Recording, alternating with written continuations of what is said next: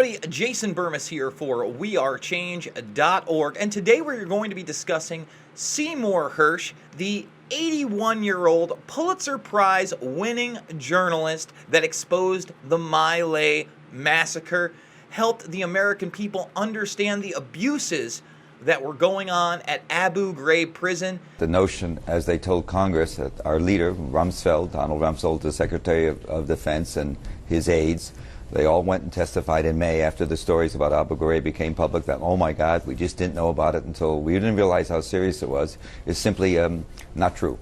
And even outed the CIA program that was domestically wiretapping citizens that were part of the anti-war movement. There was a big, huge, horrible story on the inside about domestic spying. The revelation that the CIA had violated its charter against spying inside the U.S. and kept dossiers on 10,000 anti-war activists was a scandal second only to Watergate. Now, before we get any further into this report, I'd like to remind everybody that we are a truly independent news organization. So if you can, please go to wearechange.org/donate, make that small donation, and support independent, truthful media. Why is he relevant and important today? Well, because he continues to challenge the status quo and report things that the establishment does not want you to hear. And this latest London Independent piece proves that beyond a reasonable doubt. In this piece, he talks about a broad range of geopolitical issues, but when talking about the Russiagate scandal that is all over the media in the United States, he had this to say.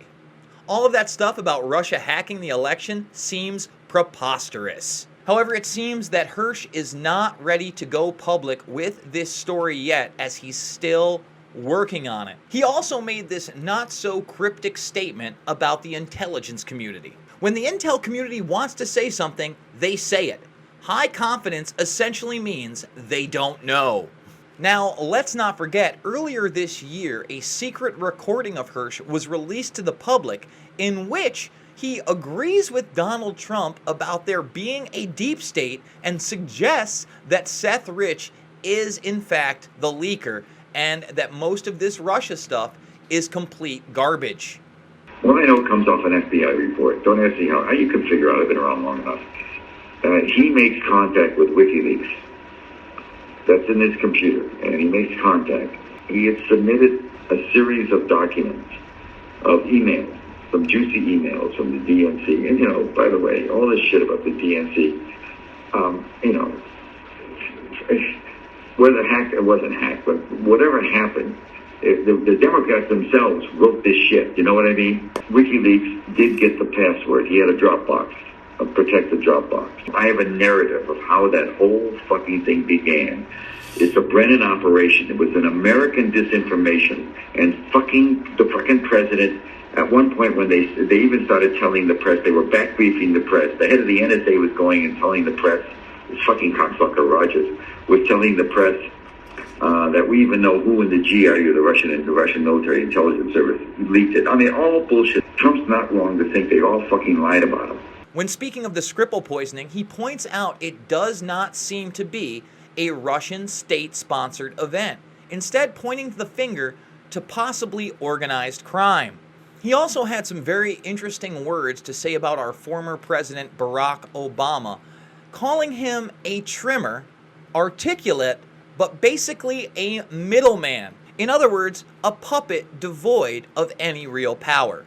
Hersh also questions many of the events that have gone down in Syria, even doing pieces on the chemical attacks suggesting that Assad was not responsible and that there were possible false flags at play. My friends tell me that that was a story just put together. The basic real point that I make is that we know, and we've known since spring, that the most radical jihadi, if you will, opposition group, rebel group, El-Nusra, we're talking about serious Salafists, Wahhabis, what you will, had access to sarin. There was a lot of intelligence reporting about it. The White House can say anything they want about it, but that is a fact. Now, he submitted these to the New Yorker, who he had worked for decades.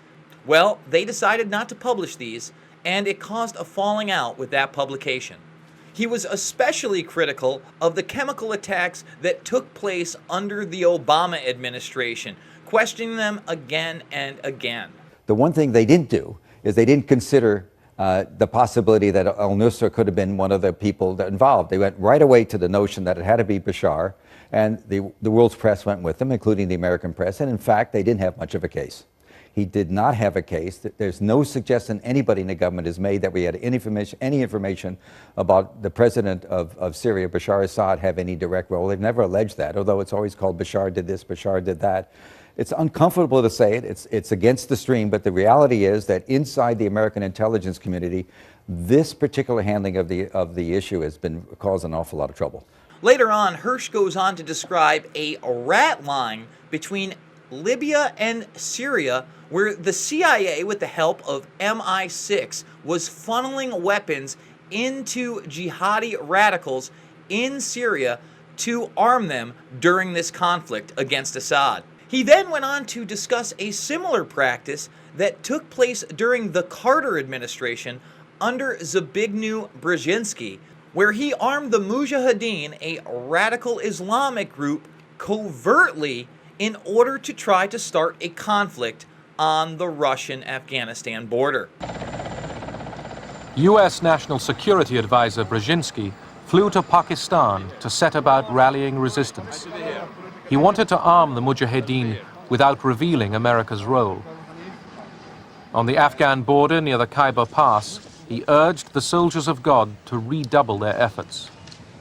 We know of their deep belief in God, and we are confident that their struggle will succeed. That land over there is yours. You'll go back to it one day because your fight will prevail and you'll have your homes and your mosques back again because your cause is right and God is on your side. When speaking about 9/11, he brought up Bandar Ben Sultan, who is still extremely powerful in the Saudi regime and still has tight connections with the Bush family.